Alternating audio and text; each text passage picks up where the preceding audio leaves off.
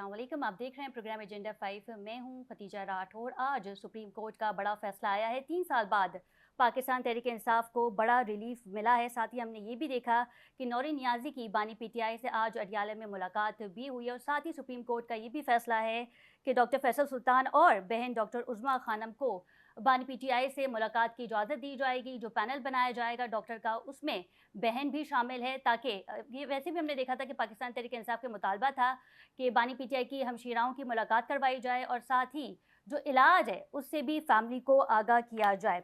और यही वजह थी कि 27 सितंबर को ये कहा गया था सीएम सोहेल आफरीदी साहब की जानिब से कि हम लॉन्ग मार्च करेंगे, डी चौक का रुख करेंगे अगर हमारे मुतालबात पूरे नहीं होते।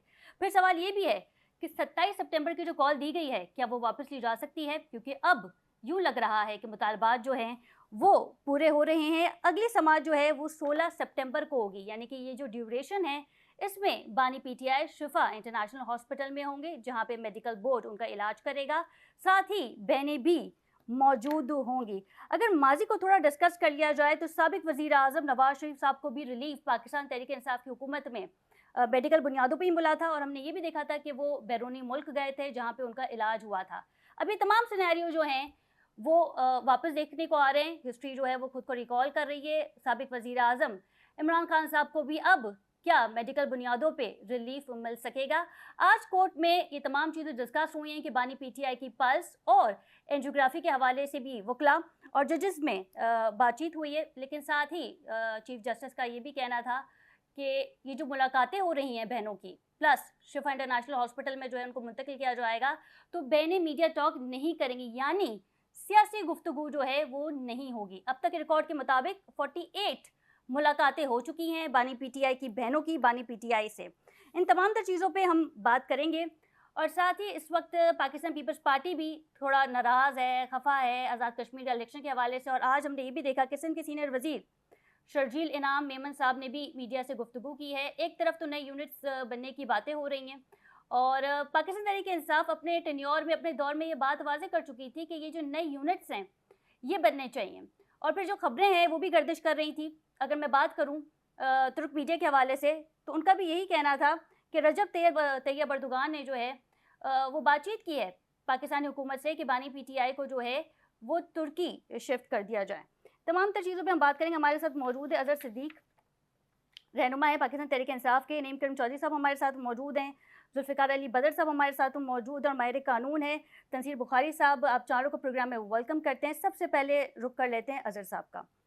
अजहर साहब, 3 साल बाद ये कहा जा सकता है कि पाकिस्तान तहरीक इंसाफ को जो है वो रिलीफ मिल रहा है? क्योंकि इससे कबल हमने देखा था कि एक तवील अरसा, एक तवील मुद्दत हो गई थी कि बानी पीटीआई की जो बहनें हैं वो उनसे मिल नहीं पा रही थी। लेकिन आज नौरीन नियाजी साहिबा की अडियाला में बानी पीटीआई से मुलाकात हुई है।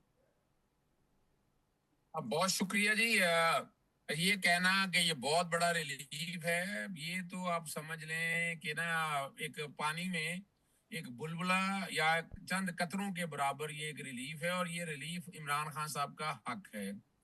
अब किसी ने प्रिजन एक्ट या प्रिजन रूल्स ना पढ़े हो, universal declaration of human right ना पढ़ा हो, आईसीसीपीआर ना पढ़ा हो, नेल्सन मंडेला रूल ना पढ़े हो, कायरो डिक्लेरेशन ना पढ़ी हो, तो उससे भी बात करें। ना जिसने पढ़े हो तो उससे तो आप कह सकते हैं इस तरह की बात का। ये कोई एहसान नहीं है। मैं फिर बताता चलूं आपके, ये कुछ लोग बैठ के पाकिस्तान की बड़ी जगह आई हुई है इसके ऊपर। आपको पता है यूनाइटेड नेशंस की हवाले से भी रेजोल्यूशन आ चुकी है, ह्यूमन राइट ऑर्गेनाइजेशन के बड़े इस पे सवाल उठ चुके हुए हैं सॉलिटरी कन्फाइनमेंट के हवाले से। अब चूंकि वजह है कि जब अल शिफा की तरफ से जब मेडिकल रिपोर्ट जेल सुप्रिंटेंडेंट ने दाखिल की है, उसमें लिखा हुआ है कि इमरान खान साहब की उनके खानदान के अफराद से मुलाकात लाजमी है। अब अदालत का काम तो यही तो है कि बुनियादी हकूक पे तहफ़्फ़ुज़ फराहम करना। वो अलग बात है कि जस्टिस काजी फाइसा के दौर से लेकर अब तक कोई हालात ही नहीं है कि अदालतें हमारी उस तरह से वाइब्रेंट है ही नहीं, ना इंसाफ फराहम कर सकी है, ना इंसाफ के वो तकाजे पूरे कर चुकी है। अब जो फैसला दिया है ये कोई हतमी फैसला तो है नहीं। और इस पे आपने नासिर भट्ट साहब का नुक्ता नजर सुन लिया। जी। उन्हें नवाज शरीफ के खिलाफ साजिश लग रही है।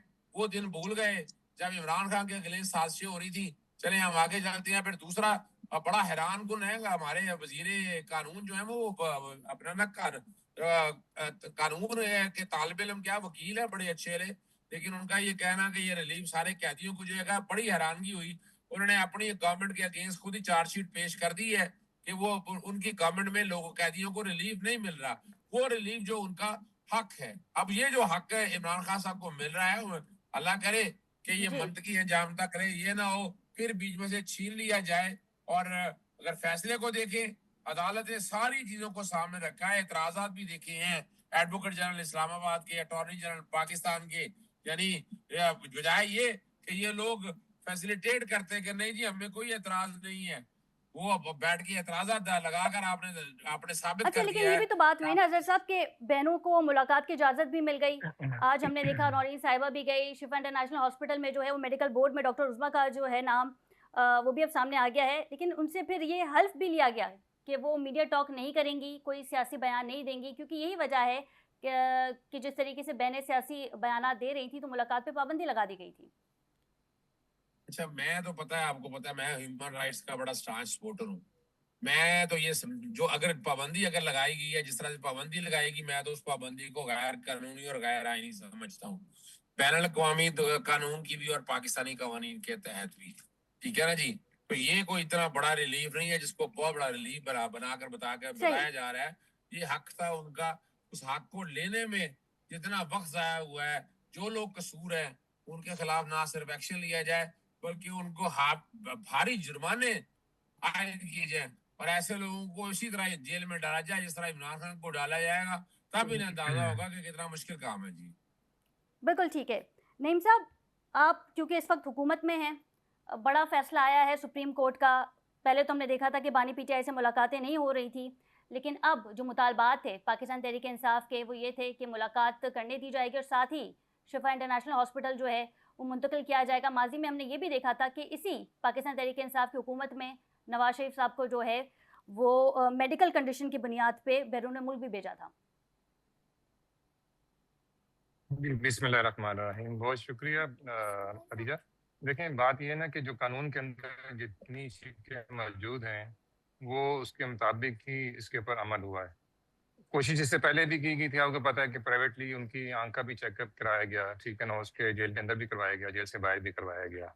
अभी कल तक जो बात हो रही थी, आपको भी पता है कि ये अदालतें जो हैं वो इंसाफ नहीं दे रही थी, यही हुकूमत थी जो इंसाफ नहीं दे रही थी। इन्हीं हुकूमत, इन्हीं अदालतों के खिलाफ बहुत बातें हो रही थी। कल भी हम किसी चैनल में बैठे हुए थे, ये बातें हो रही थी, तो यही बात की गई थी कि इंसाफ जो मिलना है वो अदालतों से मिलना है, इसके अलावा कहीं से रिलीफ नहीं मिलना। क्या हम ये सोचेंगे जी रिलीफ कहीं और से आएगा, पिंडी से आएगा या इस्लामाबाद की किसी जगह से आएगा, ऐसा नहीं है। रिलीफ जी, अदालतों से ही मिलना था और इंसानी हकूक की बुनियाद के ऊपर जितना रिलीफ बनता था एक पॉलिटिकल उसके लिए, कैदी के लिए, वो उन्होंने दिया है। बाकी ये मुलाकातों के वालों से जो रिस्ट्रिक्शंस हैं वो इसी तरह पहले भी लगी थी। इससे पहले मुलाकातें नहीं होती थी, आप बताएं, गंडापुर साहब नहीं मिलते थे या बुगला नहीं मिलते थे या बहनें नहीं मिलती थी, सब मिलते थे। आपको पता है कि ये पाबंदी इसलिए लगी थी कि बहुत ज्यादा, एक तो 500-500 लोगों ने आना शुरू कर दिया था और अभी भी वही रिस्ट्रिक्शन की है कि जितने लोगों का उसमें मिलने की इजाजत है वही लोग मिलने आए। उसमें वकला भी होंगे, इनकी फैमिली के लोग भी होंगे, जी। पार्टी के भी लोग होंगे, तो उसमें कोई ऐसी हरज नहीं है। जो कानून कह रहा है हम भी उसी को फॉलो कर रहे हैं और हमारी हुकूमत ने हमेशा से यही कहा है कि जो फैसला अदालतें करेंगी उसी को हम कबूल करेंगे। ठीक है, हमने कानून इतने नहीं पढ़े हुए, मेरे भाई ने बिल्कुल कानून पढ़े हुए हैं, लेकिन बात है कि कानून पढ़ने से कोई कानून से ऊपर बालातर तो नहीं हो जाता ना। कानून के अंदर ही रह के हमने फैसले सुनने हैं और कानून के अंदर रहते ही फैसले हुए हैं। मियाँ साहब के खिलाफ भी जो केसेस चले थे, एक दफा नहीं चले, 3 जी, दफा हुए। ये अदालतें थी, फिर आखिरी उनको रिलीफ मिलता था मेडिकल ग्राउंड के ऊपर, इंसानी हकूक की बुनियादों के ऊपर उनको रिलीफ मिलता था। तो मैं समझता हूँ इसमें कोई ऐसी कोई वो बात नहीं है, रिलीफ मिला है, पॉजिटिव है, पॉजिटिव को पॉजिटिव लेना चाहिए, अप्रिशिएट करना चाहिए और आगे का रास्ता जो है उसको बेहतर करने के लिए मैं समझता हूँ कि सबको मुज़ाकरात में आना चाहिए। अगर बिल्कुल कोई ठीक। चीज़ बेहतर हो रही है, तो बेहतरी को बेहतरी कहना चाहिए, अगर बेहतर नहीं हो रही तो नहीं चली, तो उसके ऊपर क्रिटिसाइज़ करने का हक तो सबको है। लेकिन अगर चीज़ अच्छी हुई है तो उसको मेरा ख्याल अच्छा कहना चाहिए। बिल्कुल ठीक है। तनसीर साहब, क्योंकि नए यूनिट्स के हवाले से भी हम आपसे बात करेंगे, लेकिन ये जो आज कानूनी फ़ैसला आया है सुप्रीम कोर्ट का बानी पीटीआई के हवाले से, उस पर मैं चाहूँगी कि आप भी नज़रसानी करें, क्योंकि इससे पहले भी 3 जजेस का फ़ैसला मौजूद था। लेकिन बानी पीटीआई की मुलाकातों पे पाबंदी लगा दी गई थी और अब ये फ़ैसला आप समझते हैं कि एक्सपेक्ट किया जा रहा था, क्योंकि उनकी तबीयत नासाज़ है, उन्हें हॉस्पिटल भी शिफ्ट करना है और बहनों की मौजूदगी में उनका इलाज जो है वो ज़रूरी है। जी, देखें, मेरे दोनों भाइयों ने बड़ा प्यारा बताया। इसकी इब्तिदा हुई है 12 मार्च 2026 को, जब इस्लामाबाद हाई कोर्ट में तहरीके इंसाफ ने बानी पीटीआई के लिए ये दरखास्त जमा कराई, जो कि डिस्पोज ऑफ हो गई विद सर्टन कंडीशंस कि जिसमें यह कहा गया कि मेडिकल बोर्ड तो बना दिया जाए लेकिन शिफा हॉस्पिटल में इनकी एडमिशन और ये चीजें रिजेक्ट कर दी गई, जिसके खिलाफ पीटीआई सुप्रीम कोर्ट पहुंची। और अल्टीमेटली मैं तो यही कहूंगा, देर आए दुरुस्त आए।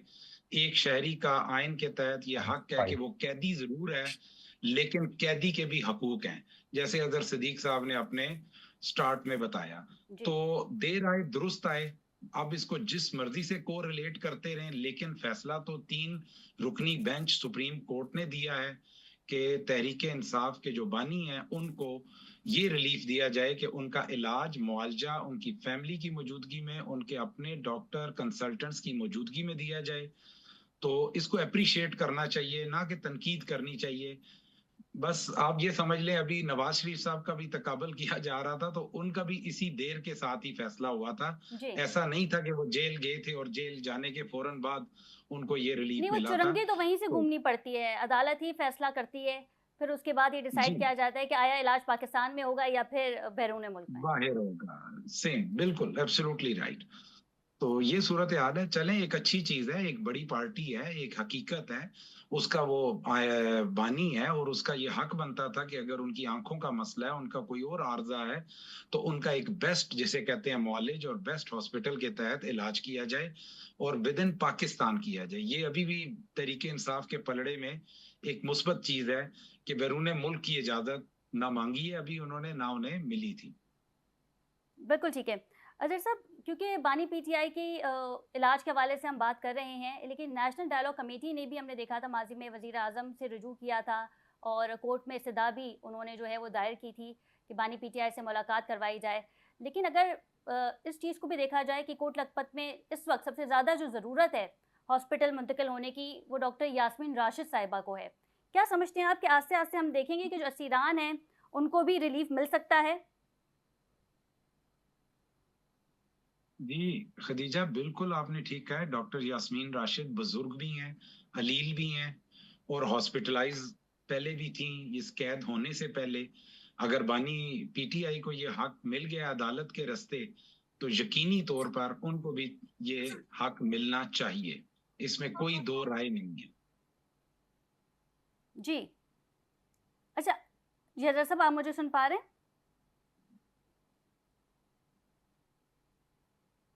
ठीक है, ठीक है नईम साहब, क्योंकि हम बात कर रहे थे बानी पीटीआई के हवाले से, लेकिन ये जो फैसला आया है, इससे पहले हमने देखा था कि मोहसिन नकवी साहब ने कहा था कि ये जो निज़ाम है ये कोलैप्स हो गया है और नए सूबे बनने चाहिए, नए यूनिट्स का क़याम जो है वो होना चाहिए। तो कुछ हद तक राना सनाउल्लाह जो है वो इस बात पे एग्री हो गए थे कि इसमें मज़ीद बात हो सकती है, या मज़ीद बात जो है वो होनी चाहिए। लेकिन पीपल्स पार्टी का स्टैंड यही था कि हम इस पे कॉम्प्रोमाइज़ नहीं करेंगे, बात नहीं करेंगे। सिंध में तो असेंबली में तो करारदाद जो है वो अब तक पेश ही नहीं हुई, तो मंजूर फिर कहाँ से होगी? लेकिन अगर तमाम सिनारियो को एक साथ देखा जाए, तो आपको ऐसा लगता है कि मौजूदा हुकूमत को थोड़ा टफ टाइम मिल रहा है? देखिए खदीजा, जहाँ तक बात आइन की है, माशाल्लाह यहाँ पे आइन को पढ़ने वाले, समझने वाले लोग मौजूद हैं इसी किसी फोरम के ऊपर। देखिए आइन में शक मौजूद है, ठीक है, सूबे बनने की, नए सूबे बनने की। ज़ाहिर उसके नीचे कंडीशंस भी होंगी कि ये कंडीशंस होंगी तो इसकी बुनियाद के ऊपर नए सूबे बनाने चाहिए। लिसानियत या ज़बान या किसी कबीले की बुनियाद के ऊपर सूबे नहीं बनने चाहिए, जो आज हम आपके सामने कि हम बलूचिस्तान में भी फेस कर रहे हैं मामलात को। हाँ, देखें, एक्सपेरिमेंट बेस के ऊपर अगर आपके पास पंजाब की आबादी 16 करोड़ से ज़्यादा होगी हुई है, तो नेचुरली आप उसको एक्सपेरिमेंट बेस के ऊपर साउथ को बना सकते हैं, जो कि आइन में भी मौजूद है और कायदे-ए-आज़म साहब ने खुद भी इस पे साइन की, ठीक है। बात ये है कि आप उसको लेके चलें।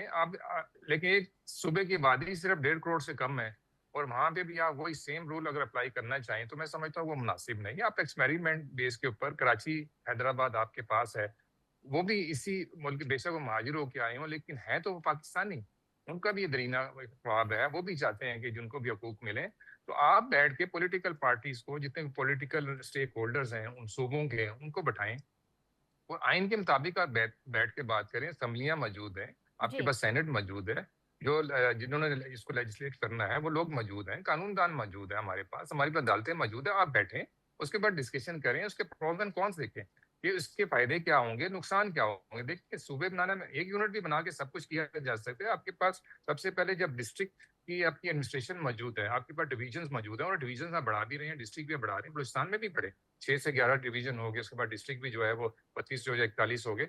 आप वो भी तो इसी मकसद के लिए कर रहे हैं ना कि आप एडमिनिस्ट्रेटिव कंट्रोल जो है उसको बेहतर कर सके, वहाँ के अंदर लॉ एंड ऑर्डर को बेहतर कर सकें, जी आप उसकी जो इंफ्रास्ट्रक्चर उसको बेहतर कर सकें, तो वो भी रास्ता है। फिर उसके बाद आपके पास जो है लोकल गवर्नमेंट का एक स्ट्रक्चर मौजूद है, आपके पास जो उसको आप लेके अगर चलते हैं, उसको बहाल कर लेते हैं, उनको इख्तियारात दे देते हैं, तो मैं समझता हूँ बहुत सारी चीजें ठीक हो सकती हैं। तो पहले तो उन चीजों को देखें और सबसे जरूरी ये चीज है कि आप स्टेक होल्डर्स को बैठाएं और फिर जरूरत महसूस अगर आपको होती है तो आप 25 की जगह बेशक 50 बढ़ा दें, लेकिन उसकी जरूरत के मुताबिक ना नुकसानात भी होंगे।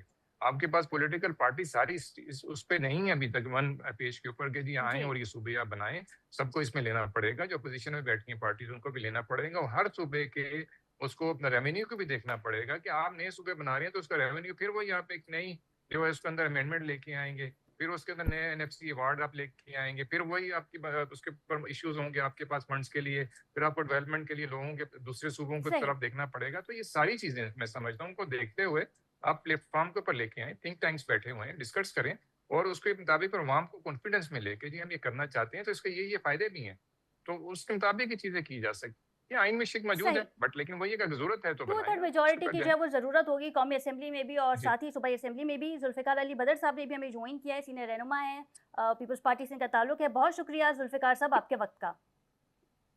आपका बुलाने का शुक्रिया जी अपने प्रोग्राम। जुल्फ़िकार साहब हम बात करेंगे नए यूनिट्स के हवाले से भी, लेकिन क्योंकि पाकिस्तान पीपल्स पार्टी जो है वो हमेशा जमहूरियत की बात करती है, तो ये कमेंट भी हम आपसे ले लेते हैं कि जो पाकिस्तान तहरीक इंसाफ के हवाले से आज जो बड़ा फैसला आया है, 3 साल बाद ये कहा जा सकता है कि पीटीआई को बड़ा रिलीफ मिला है, बहनों की भी मुलाकात हुई है और साथ ही जिस तरीके से जो मुतालबात थे पाकिस्तान तहरीक इंसाफ के कि बानी पीटीआई को शिफा इंटरनेशनल हॉस्पिटल मुंतकिल किया जाए, अब वो पूरा होते दिखाई दे रहे हैं। इस पर क्या कहेंगे?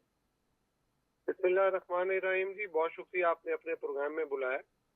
देखिए, ये बानी पीटीआई का जो फैसला है, मैं समझता हूँ कि अगर उनकी सेहत के हवाले से ये ज़रूरी था तो सुप्रीम कोर्ट ने अपने सोच समझ के मुताबिक एक अच्छा डिसीजन लिया है और उनका इलाज मुआवजा होना चाहिए था और जो जेल मैनुअल या आइन और कानून के जो तकाजे पूरे करने चाहिए तो वो उसको पूरा किया गया और उनको इजाज़त दी गई है। तो इसमें कोई बुराई नहीं है, इलाज मुआवजे के लिए साबिक वजीर आज़म है, तो हमें तो इससे कोई प्रॉब्लम नहीं। मैं तो समझता हूँ कि ये एक ज़रूरी मामला था उनकी सेहत के हवाले से खान साहब की और जी सुप्रीम कोर्ट ने इसको मुनासिब समझा और इसका ऑर्डर कर दिया।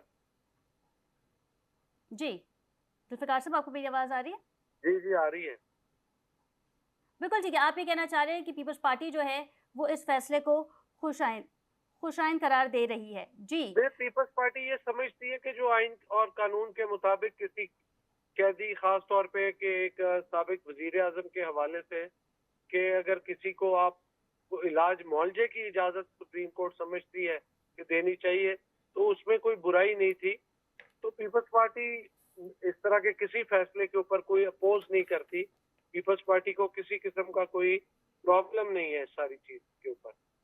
जी जी अजहर साहब ये बताइएगा कि ये जो हम बानी पीटीआई के हवाले से तो बात कर ही रहे हैं कि उन्हें शिफा इंटरनेशनल हॉस्पिटल जो है वो मुंतकिल किया जाएगा, और ये जो सुप्रीम कोर्ट में बात हुई थी कि बानी पीटीआई की जो बहनें हैं वो सियासी गुफ्तगू नहीं करेंगी, सियासी बातचीत नहीं करेंगी, सलमान अकरम राजा का भी इसमें जो है वो एक पॉइंट मौजूद है जिसमें उनका कहना था कि ये मेरी जिम्मेदारी है। अब आप समझते हैं कि अदालतों की जानिब से रिलीफ मिला जा रहा है और अब पार्टी की जानिब से और बहनों की जानिब से जो है वो अब सियासी गुफ्तगू नहीं होनी चाहिए? देखिए, पहली भी बात है कि बहनें तो पहली तौर पर सियासी थी नहीं, ठीक है ना जी। उनका सियासी जमात में कोई रिटर्न रोल नहीं है। कोई हवाले से अगर कोई गुफ्तगू करता है, वो तो मैं भी टीवी चैनल पे बैठ के बहुत सी बातें कर रहा होता हूँ, मैं बहुत सी बात, लेकिन ये कहना कि इस बुनियाद पर पाबंदी, बहरहाल वो रूल्स अल्ट्रा वायरी डिक्लेयर किया था इस्लामाबाद हाईकोर्ट ने और इस्लामाबाद हाईकोर्ट के लार्जर बेंच ने सस्पेंड कर दिया। अब जो बात कही गई है उस पर बिल्कुल यकीनन अमल दरामद होगा। और मैं देखिए, मैं दो चीजें मैं अब आपके सामने रखता जी चलूं। मैं कोई सियासत का तालिब इल्म हूँ। एक तो कानूनी तौर पर इमरान खान के खिलाफ जितने केसेस हैं वो झूठे केस हैं, और दो में बरियत हो गई है, 2 सस्पेंडेड हैं, और आगे 2 केसेस हैं, 190 मिलियन पाउंड का और तोशाखाना 3 का। वो इनमें जमानतें आप नोट कर लें, लिखी हुई हैं जमानतें, इसमें हो जानी है, कोई ऐसा मसला बड़ा काम ही कोई नहीं है। अब आए सियासी तौर पर। हिस्टोरिकली अगर देखें, जुल्फकार अली भुट्टो साहब के आने से कबल 1956 से 1958 तक 3 वजीर आजम तहरीक अदम एतमाद के जरिए यके बाद दीगरे गिरा दिए गए थे। वो सोहरवर्दी साहब थे, आया चंद्रीगढ़ थे, और एक जुल्फकार अली भुट्टो ने 1973 का जब आइन दिया तो ये ध्यान रखा कि आज हमने 1973 का आइन का सत्यानाश, सवा सत्यानाश कर दिया है। तो कोई भी गवर्नमेंट आई, मैं मिसाल के तौर पर ये गवर्नमेंट आई इनकी जियाउल हक के दौर से लेकर आ जाए मुशर्रफ तक के दौर, भट्टो भट्टो की गवर्नमेंट अगर उतारे हैं आप, तो 18 महीने, 22 महीने, 24 महीने से ज्यादा हुकूमत नहीं रही। अच्छा, फिर तो आगे चलते हैं, चार्टर ऑफ डेमोक्रेसी या चार्टर ऑफ डकैती किया हमने। क्या किया हमने? बड़ा कोशिश की। वो निगरान सेटअप कौन लगाता है, इलेक्शन कमीशन कौन लगाता है, सबको पता है। और उसके बाद क्या हुआ? कोई वजीर आजम 5 साल पूरे नहीं कर सका यूसुफ गिलानी को, हालांकि मैंने डिस्क्वालीफाई कराया था, हालांकि वो कंटेम्प्ट के हवाले से था। फिर नवाज शरीफ देख लें, फिर इमरान खान देख लें। अब अगर वैसे ही आप देखें तो 5 साल इनका 3.5 4 सब भर के 4.5 साल हो चुके हैं शहबाज शरीफ के।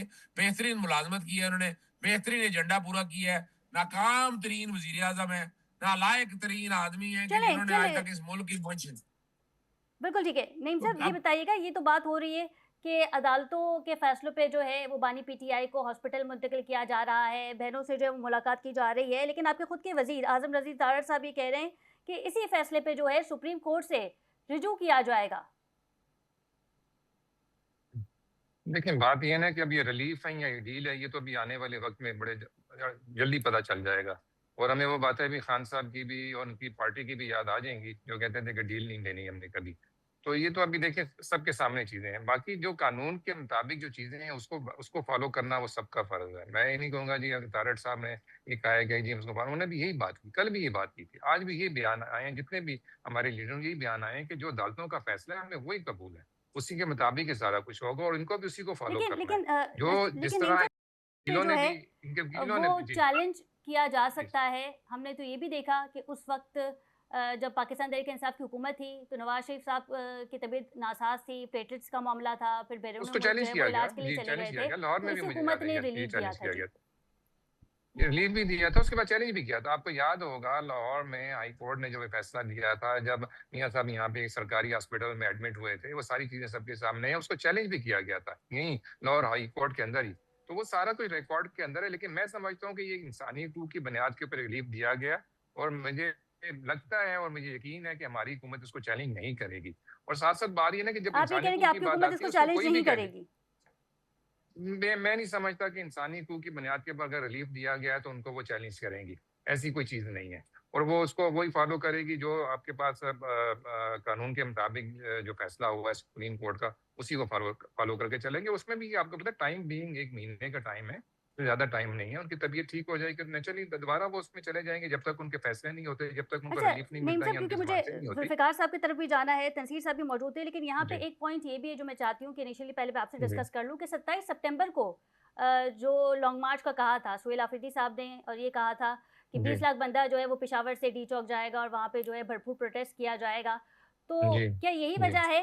और फिर हमने ये भी देखा था कि शफकत अयाज साहब ने, जो कि मुशीर हैं सुहेल आफरीदी साहब के, उन्होंने हमारे प्रोग्राम में ये बात की थी कि हमने तब तवील टाइम इसलिए दिया है कि अगर इस दौरान हुकूमत हमें अप्रोच करती है, मुज़ाकरात के लिए हमसे बातचीत करती है, तो फिर बानी पीटीआई की कॉल पे हम ये प्रोटेस्ट भी मौखर कर देंगे।